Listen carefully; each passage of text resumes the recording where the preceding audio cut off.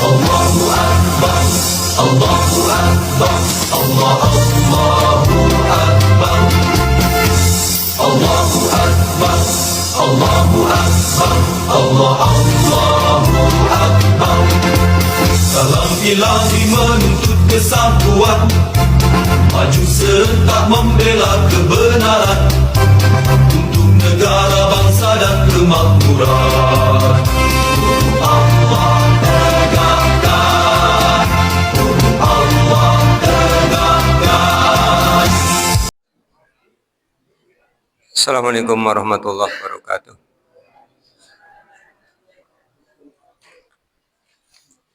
Innal hamdalillah nahmaduhu wa nasta'inuhu wa nastaghfiruh. Wa na'udzu billahi min syururi anfusina wa min sayyiati a'malina may yahdihillahu fala mudhillalah wa may yudlil fala hadiyalah. Asyhadu an la ilaha illallah wahdahu la syarika lahu wa anna Muhammadan abduhu wa rasuluh. Allahumma shalli ala Muhammad wa ala ali Muhammad kama shallaita ala Ibrahim wa ala ali Ibrahim wa barik ala Muhammad wa ala ali Muhammad kama barakta ala Ibrahim wa ala ali Ibrahim innaka Hamidum Majid. Bapak dan Ibu yang mudah-mudahan dirahmati oleh Allah. Syukur alhamdulillah senantiasa kita panjatkan kehadirat Allah Subhanahu wa taala atas limpahan nikmat yang telah Allah berikan pada kita. Salawat, salam, dan keberkahan kita mohonkan kepada Allah agar senantiasa tercurah kepada Rasulullah Muhammad SAW dan keluarganya, sebagaimana Allah telah mencurahkan salawat, salam, dan keberkahan kepada Nabi Ibrahim alaihissalam dan keluarganya.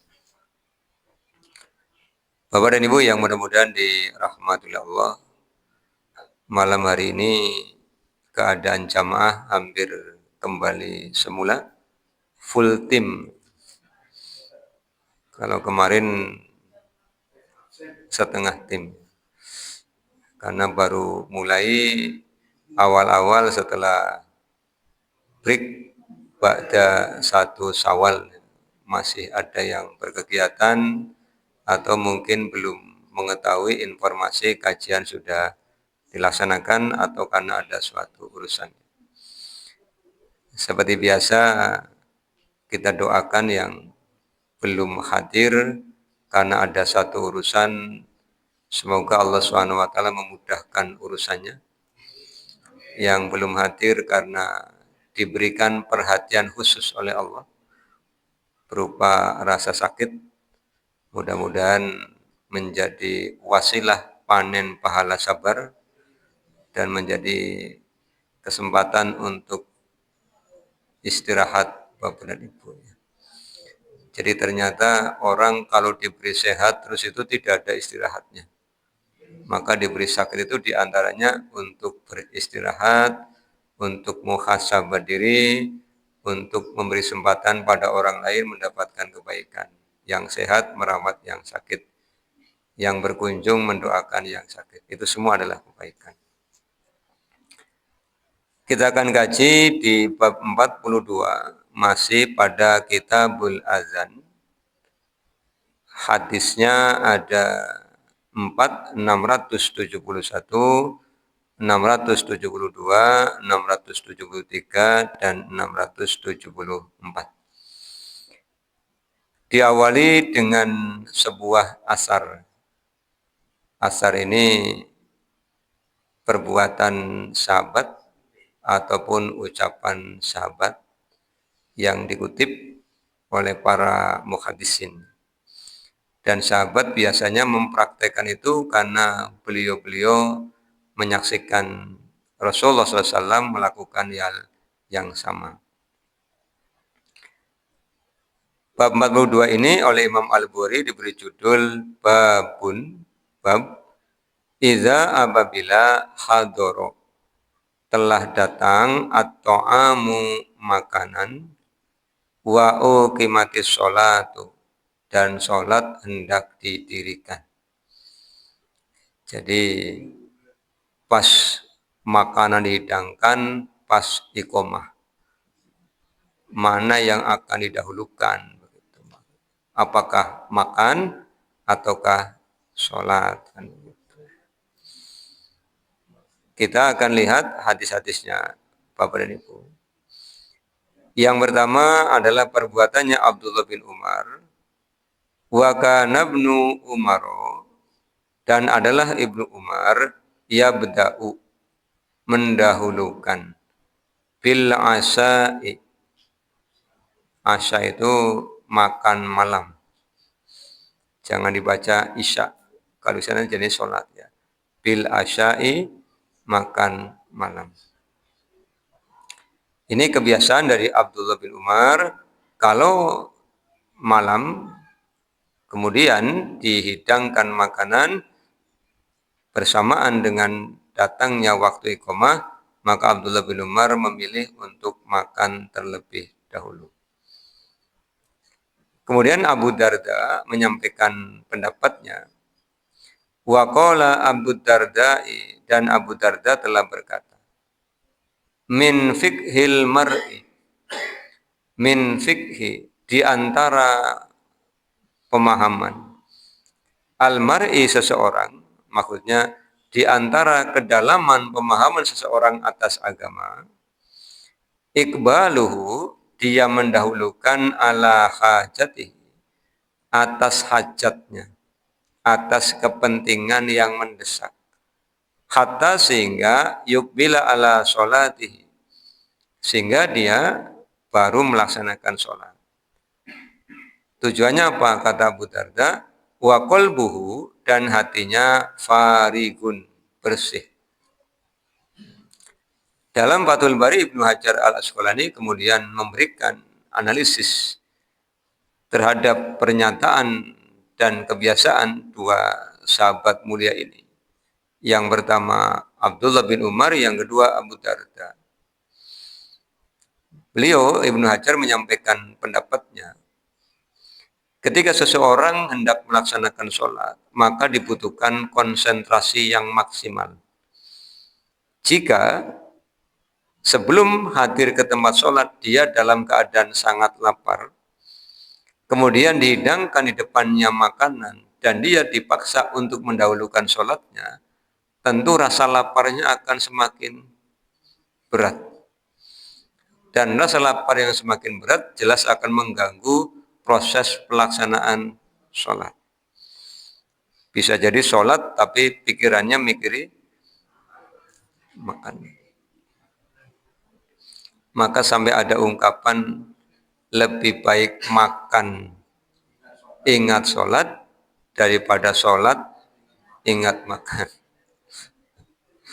Apalagi kalau misalnya tidak jamaah, ya, di rumah, hidangan sudah disiapkan untuk berbuka, kemudian memilih sholat terlebih dahulu. Begitu Allahu Akbar, misalnya ada cicak yang marani makanan, kan mengganggu juga ini. Tuh, apa tikus misalnya, itu kan mengganggu juga. Nanti semakin tidak konsentrasi. Dan Abu Darda menyampaikan, orang yang paham agamanya akan mendahulukan memenuhi hajatnya, baru kemudian melaksanakan sholat. Ini bukan berarti kemudian mendahulukan kepentingan pribadi dibandingkan menyembah Allah SWT. Karena untuk menyembah Allah SWT butuh kesiapan, konsentrasi, tumakninah, ketenangan. Dalam keadaan sangat lapar, sangat haus, kemudian sholat, pasti tidak konsentrasi. Apalagi sudah lihat makanannya. Kayaknya mau buka puasa enak-enak kan gitu. Dan ini kan tidak hanya terkait dengan makan sebenarnya. Ada hajat lain yang mungkin harus kita dahulukan juga ketika kita hendak sholat. Hajat yang menyangkut kebutuhan kita dan tidak dapat diwakilkan. Nah itu ya. Kadang-kadang sudah adzan melenet Bapak Ibu ya. Iya, kalau lapar biasanya masih bisa ditahan. Kalau melenet itu kan ya tidak bisa ditahan. Apalagi paginya makan sahur, makan jangan mengkreng pedes nemen. Bisa-bisa nanti sholat maghribnya kalau awaknya goyak. Maka ya tunaikan saja kebutuhan. Tapi kebutuhan-kebutuhan lain yang sifatnya tidak fisik, ya kita tinggalkan. Misalnya apa? Lagi goreng tempe sih Pak, ya tinggal matikan kompornya, sholat dulu. Lagi nyemur, masa malam-malam nyemur ya. Ya, misalnya berkegiatan yang lain, lagi beres-beres rumah, lagi nyapu, tinggalkan dulu. Karena tidak menyangkut kebutuhan fisik manusia yang sangat mendesak. Bagaimana kalau lagi ngantuk, Bapak Ibu? Ngantuk berat. Ini kalau sholat kira-kira nglambiar. Ya kalau ngantuk berat ya tidur dulu. Tapi jangan berbaring tidurnya. Berbaring alamat lapas. Ya ndakom di meja, letakkan kelopak matanya di atas tangan. Nanti kan terasa sakit paling 5 sampai 10 menit kantuknya akan hilang. Kalau ada orang di rumah ya titip pesan. Ini ngantuk berat, nanti dibangunin. Kalau di rumah sendirian, ngantuk berat, berbaring, ya bangun, tapi nanti bangunnya lewat waktunya ya. Niatnya panduhur malah tangini isya kan ya kawat. Lewat berapa sholat itu? Duhur, asar, maghrib, isya. Ya. Iya. Masalahnya tidak bisa dirapel kan begitu. Ya. Itu mendahulukan kebutuhan. Kemudian 671 Ibunda Aisyah dari Nabi SAW beliau telah bersabda, Iza apabila wudi al asya'u, wudi'a diletakkan al asya'u, makan malam, wa uqimatis sholatu dan diikomahkan sholat, fabda'u maka dahulukanlah oleh kalian bil asya'i makan malam. Ini perintah dari Rasulullah. Jadi ketika Bapak Ibu menghadapi keadaan seperti ini bukan pelanggaran. Karena Rasul memberikan perintah. Artinya ini sesuatu yang dibolehkan oleh Rasulullah, bahkan dianjurkan, diperintah. Tapi ya tidak kemudian dadak Bapak Ibu. Ki jam pira sih? Rolas kurang seperempat. Duhure jam pira? Rolas kurang 15 kan pada baik. Kagian ini panganan tok-tok kena, kan namanya dadak. Wong belum ada, jangan kemudian langsung diadakan supaya menjadi penghalang orang untuk sholat. Ini ketika dihidangkan dan yang menghidangkan memang belum mengetahui datangnya waktu sholat. Dahulukan ya. Ini meskipun di hadis-hadisnya disebutkan al-asya, makan malam, tapi bukan berarti hanya makan malam. Boleh jadi makan siang bertepatan dengan waktu duhur. Biasanya kalau pengajian-pengajian yang ketempatan di rumah-rumah itu ada makan siang. Biasanya. Kalau tidak ada ya berarti tidak biasa. Ya. Undangan kan jam 10.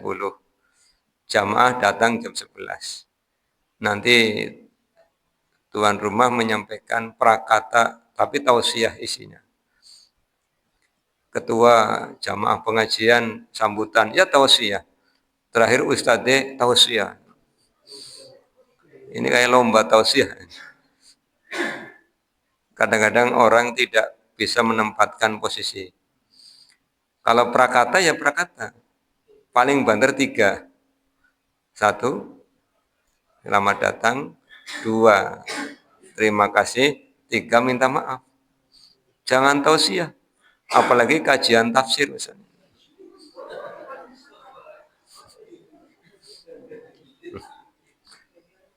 Kemudian ketua pengajian sambutan, ya menyambut. Paling pendek 3 menit, paling panjang 7 menit. Biar sisanya ustadznya. Kadang-kadang acaranya pengajian, tapi kayak orang lomba tausiah. Tausiah semua. Ini jamaahnya bingung. Ising dirungokna apa? Di pengajian-pengajian umum biasanya begitu. Makanya biasanya MC-nya ketika membuat rundown acara sudah dikasih waktu. Prakata maksimal 5 menit. Ketua maksimal 10 menit. Kemudian tokoh setempat maksimal 7 menit. Kiainya maksimal 1,5 jam. Kan mantep. Sudah gitu tidak dikasih kursi, ngadeg sekalian podium. Kan berat. Nah ini bisa saja ketika di pengajian-pengajian rumah itu siang hari kemudian dihidangkan. Aslinya kalau kita jadi orang-orang yang berdisiplin, undangan jam 10 mulai jam 10 itu longgar. Jam 11 selesai makan, setengah 12 makan selesai, azan duhur itu sudah selesai semua bisa dilaksanakan. Tapi ya tadi mengubah kebiasaan ya, apalagi punya mindset yang keliru. Wis lah umumnya kayak telat ya telat kabeh. Jadi mikirnya sama, umumnya telatnya telat kabeh. Makanya pernah kami sampaikan Bapak dan Ibu ya. Kita itu tidak telat hanya dalam dua keadaan ya. Satu berbuka puasa, tidak ada orang telat begitu. Langsung lagi kajian asar aja begitu adzan, Ustaz Afwan sudah adzan gitu kan. Diingatkan menyegerakan berbuka ya. Yang kedua, kalau ngambil bantuan itu kita disiplin. Kantor buka jam 8, datang jam 6, udah megangi kartu keluarga itu disiplin.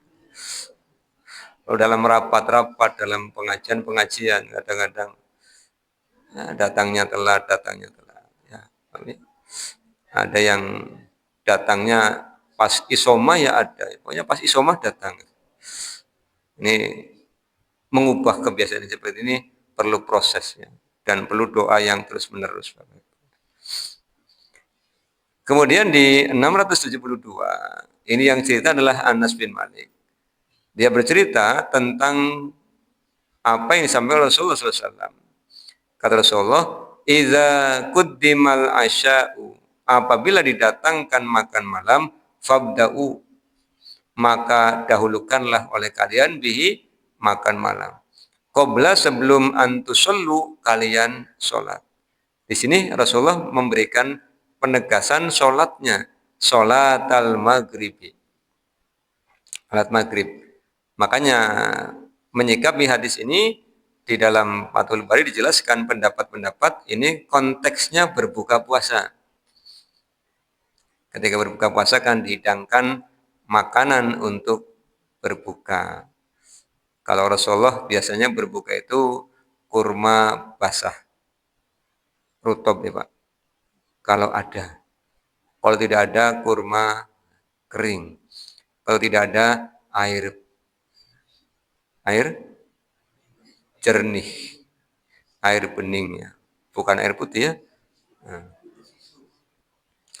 Tapi kita umatnya kurma basah ada, kurma kering ada, air putih ada, kolak ada, acar, masa acar ada, pacar ya, pacar apa acar? Kembang pacar. Fabi ayyi ala'i rabbikuma tukadziban. Masya Allah ya, ada semua. Begitu adzan maghrib keter, enak kabeh ki. Ponggol ada, lengko ada. Buka puasa lengko, Masya Allah. Wedangnya jahe. Mulus katanya. Ini. Kemudian di masyarakat kita ada kebiasaan kalau bagi korma di masjid-masjid berapa Mas? 3 ya. Bertanya kenapa 3? Sunnahnya Pak. Iya.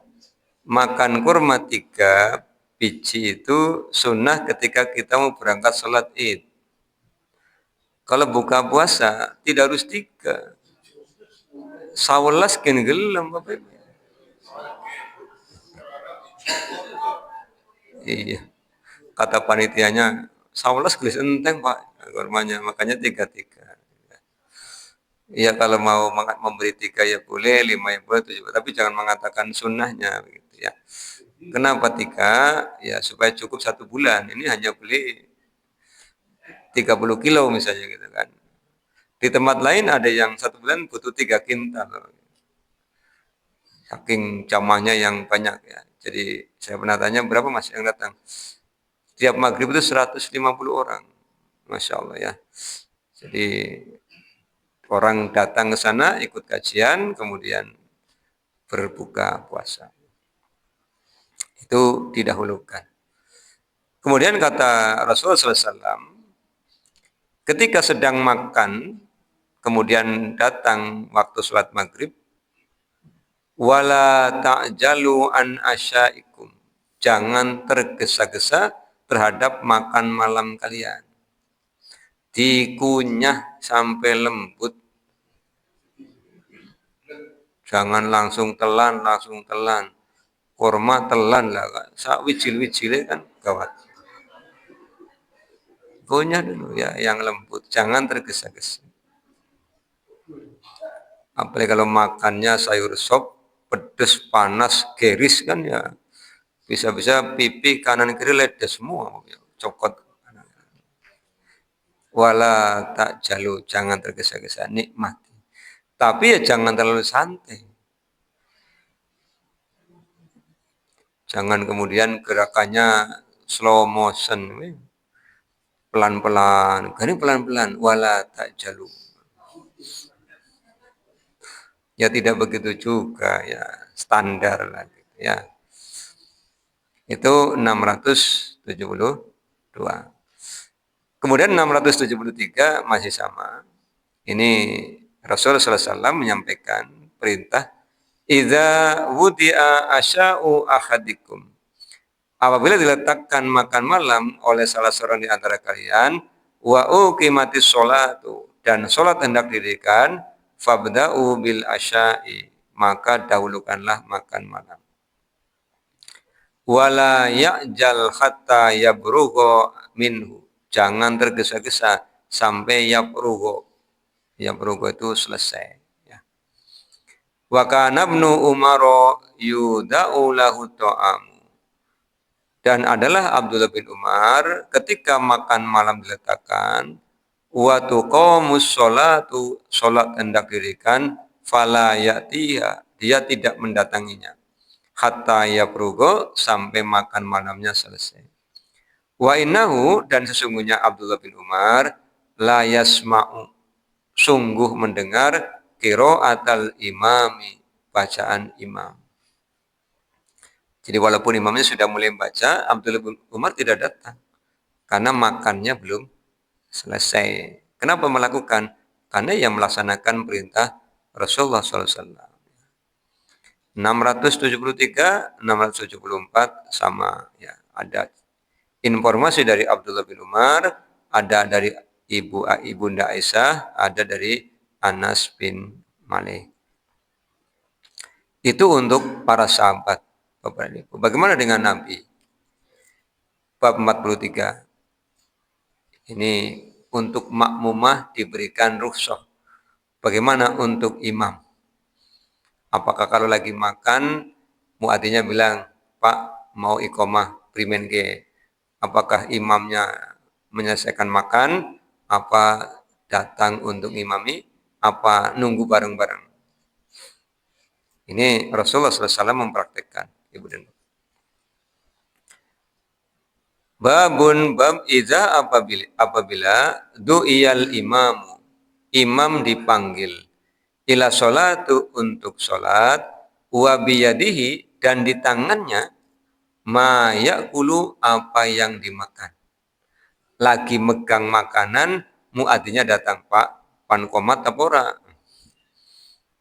Ini Rasulullah nanti akan bersikap ya.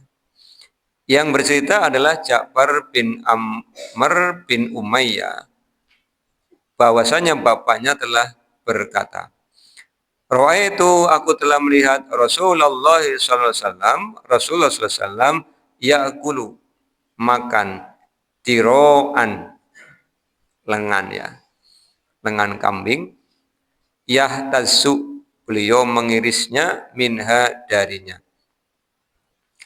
Jadi Rasulullah diberikan hidangan lengan kaki kambing, sampil.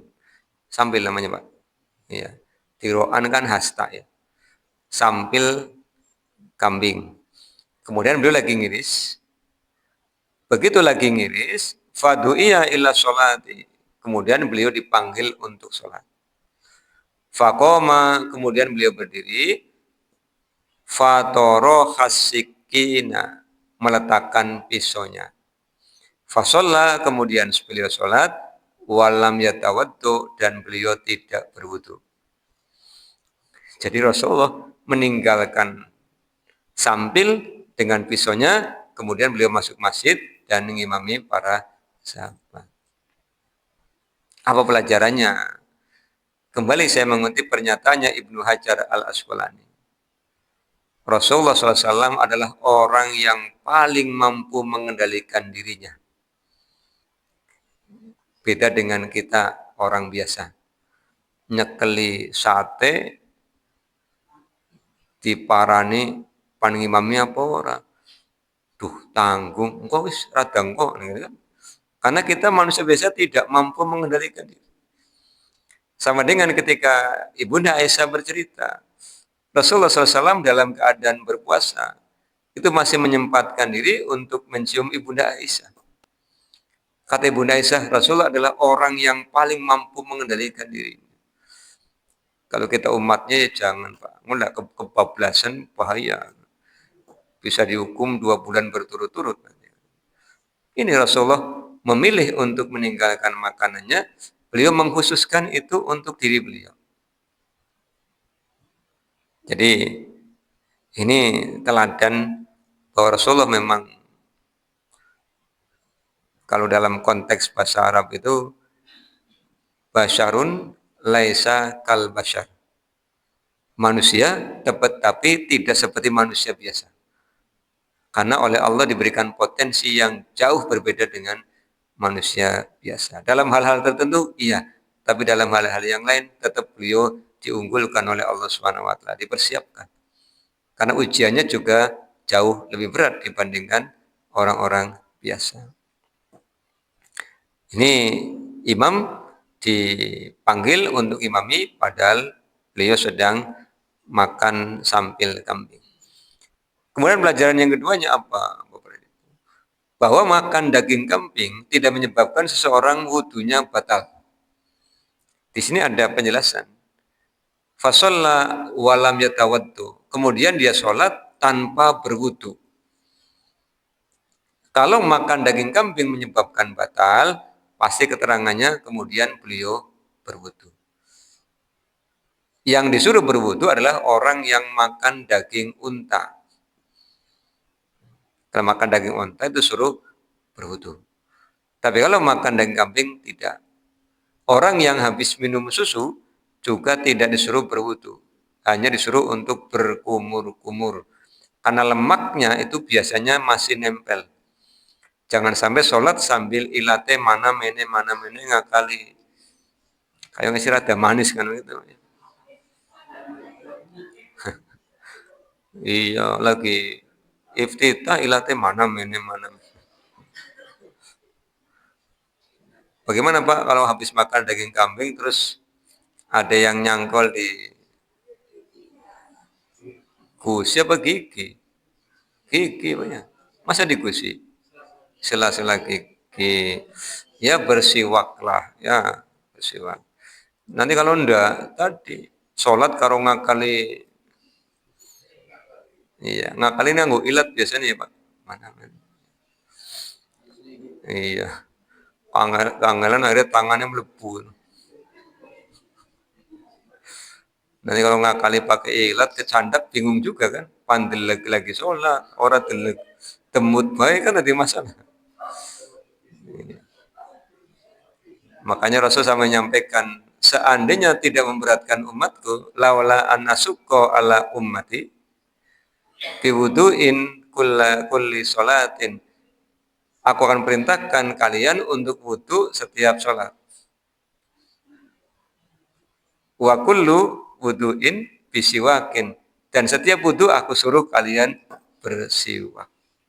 Seandainya tidak memberatkan. Tapi ya pasti memberatkan. Ya, memberatkan.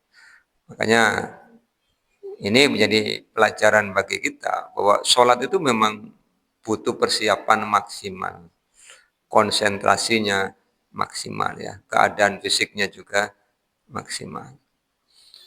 Itu Rasulullah ya. Bagaimana kalau bapak-bapak yang mendapatkan tugas ngimami, apakah mau praktik seperti ini? Kira-kira tidak bisa mengendalikan diri ya selesaikan dulu saja. Bilang sama muatinya, tunggu aja pak, ini lagi pada makan semua. Jenengan sih pada baik pak ngelih, pada baik makan. Sebab nanti kalau melaksanakan juga mengganggu konsentrasi jamaah.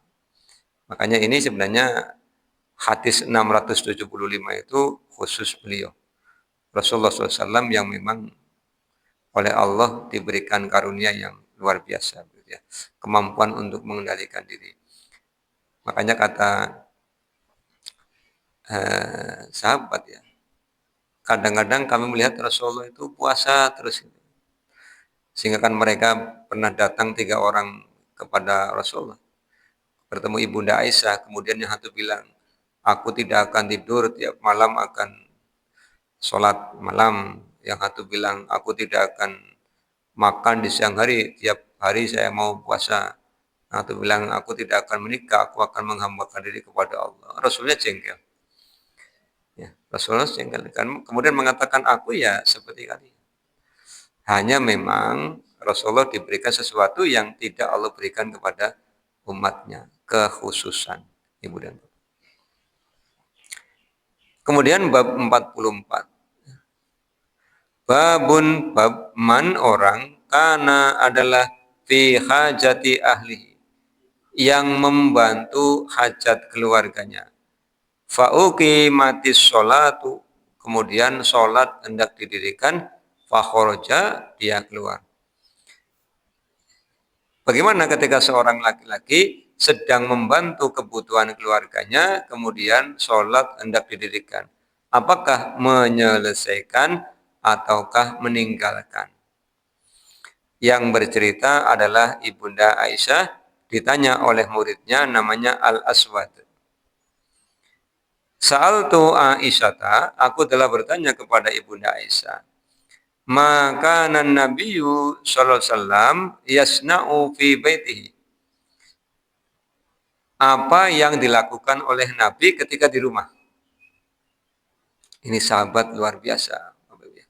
Ingin meniru perilaku Nabi sampai semuanya ingin diketahui. Nabi kalau di rumah ngapain? Kemudian Ibunda Aisyah menjawab, qalat, karena adalah Nabi yakunu adalah fi mihnati ahlihi. Mihnati ahlihi maknanya ta'ni khidmata ahlihi, membantu keluarganya. Tadi saya catatkan dalam riwayat Ibnu Hibban ya. Kata Ibunda Aisyah ya. Ini tentang Rasulullah. Makana illa basyaron minal basyari.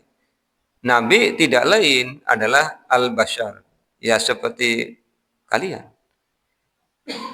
Apa di antara yang beliau lakukan? Yufalli saubahu. Yufalli saubahu itu dongdomi kelambi. Jahit ya. Jadi seperti kalian kalau bajunya robek ya beliau menjahit bajunya sendiri.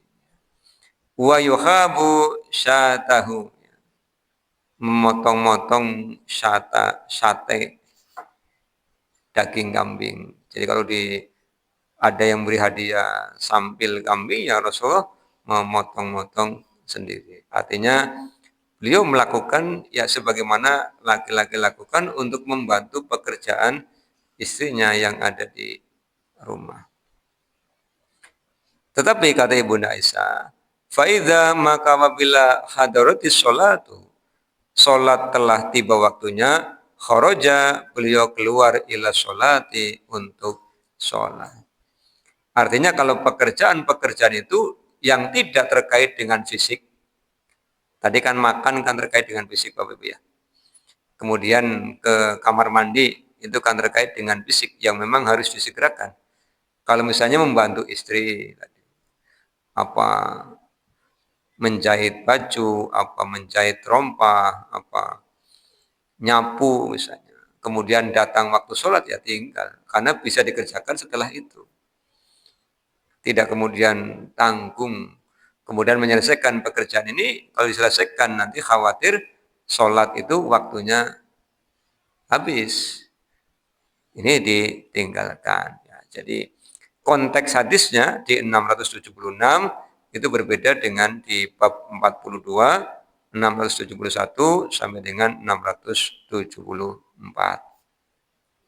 Ada kebutuhan-kebutuhan yang memang bisa ditinggalkan.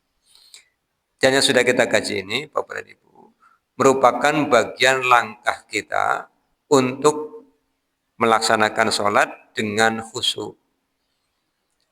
Jadi supaya kita sholatnya khusyuk, di samping wudhunya sempurna, hal-hal yang akan mengganggu kekhusyuan sholat bisa kita minimalisasi. Tadi lapar makan dulu. Ya. Kemudian kalau kebelet ke belakang ya selesaikan dulu. Kemudian kalau ada hal-hal yang kira-kira mengganggu, hentikan dulu.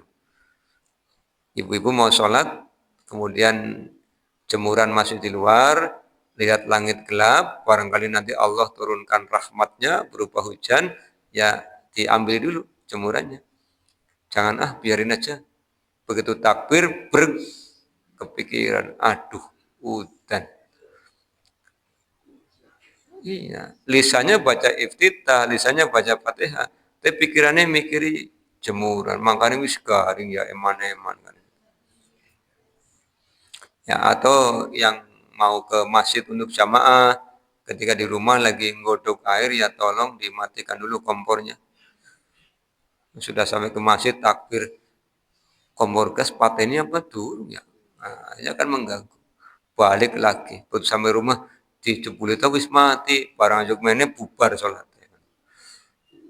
Jadi kadang-kadang setan itu memperdaya kita dengan hal-hal seperti itu. Selesaikan. Ini perkara-perkara yang bisa didahulukan atau bisa diakhirkan tergantung sifatnya. Jadi tidak semuanya harus diselesaikan. Ada yang bisa ditangguhkan. Ini aturan-aturannya, Ibu dan Bapak. Kurang berapa menit, Mas? 5. Ada pertanyaan dulu, Bapak Ibu? Kalau tidak ada, tambahin. Nggih, monggo, Pak.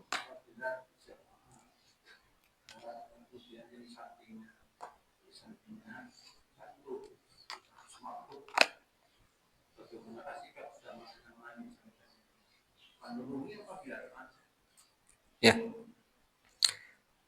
Ketika Khalifah Umar bin Khattab ditusuk oleh virus Abu Lu'lu'ah. Jadi Abu Lu'lu'ah itu ternyata sudah merencanakan untuk melakukan pembunuhan lama. Dia menyelipkan badik ya Pak. Iya. Kemudian begitu Khalifah Umar lagi mau sholat, kemudian dia nerosol ke depan langsung nusuk Khalifah Umar. Begitu Khalifah Umar mau jatuh, dia lari dan nusuk beberapa orang. Sehingga hari itu sampai 12 orang yang terluka. Yang meninggal langsung di tempat 3 orang, kemudian Khalifah Umar. Begitu Khalifah Umar jatuh, dia merintahkan kepada Abdurrahman bin Auf untuk melanjutkan sholat. Baru setelah selesai, Khalifah Umar kemudian dibawa ke rumahnya. Artinya ketika kita sedang sholat, memang harus diselesaikan. Walaupun di samping kita ada orang yang jatuh. Pernah kami alami, Bapak ya, sholat Jumat 2 kali. Pertama ketika sebagai makmum, tahu-tahu yang kelebuk, akhirnya kan ya refleks ngelinguk ya. Karo membaca, karo ndelengi. Si urip kepikirannya begitu. Ternyata begitu selesai sholat, saya tanyai, tadi pingsan kenapa Pak? Baru pulang dari sawah, habis nyemprot, kayaknya keracunan. Tapi tidak meninggal. Yang kedua ketika ngimami, nah Jumat, di belakang persis. Tahu-tahu kedebuk, terus kedengaran suara dengkuran, pingsan gitu kan. Jadi ya tetap kepikiran, secara manusiawi kepikiran. Tapi ya tidak ada yang nolong. Begitu selesai kasusnya sama. Pulang dari sawah habis semprot padi, keracunan lagi, langsung ke masjid. Ya. Ini kalau orangnya pingsan ya, sholat bisa dilanjutkan begitu ya. Kecuali ada hal-hal yang membahayakan, maka sementara sholat ditangguhkan. Misalnya lagi sholat, tahu-tahu gempa, ya keluar dari masjid untuk memilih takdir selamat. Keluar, lah kira-kira sudah aman, dilanjutkan. Tapi kalau keluarnya sambil berbicara, kan batal semua sholatnya. Atau ketika kita sedang sholat, mau sujud, di tempat sujud ada ular, ya geser. Jangan kemudian karena ada ular kita maksa di situ, ya digigit nanti malah bunuh diri kan geser. Nah pas geser ularnya ngikut Pak, ya geser lagi. Iya. Kalau ada kayu, pakai kayu ya. Kemudian dihalau suruh pergi kan. Gitu ya. Atau misalnya lagi ngimami kok dari pojok pengimaman semut pada keluar misalnya. Pernah dialami juga Pak. Imam sholat duhur gitu ya.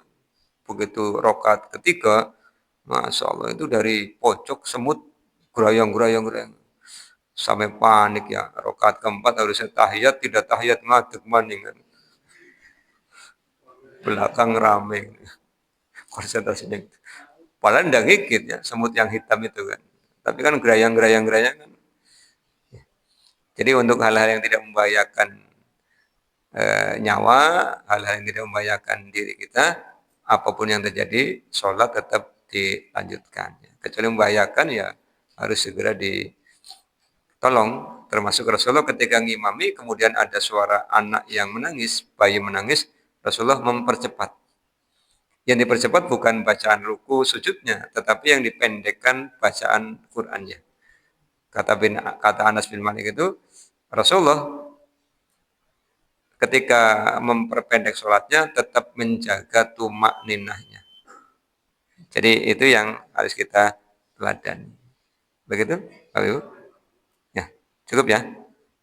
Baik, kita tutup dengan doa kafaratul majlis.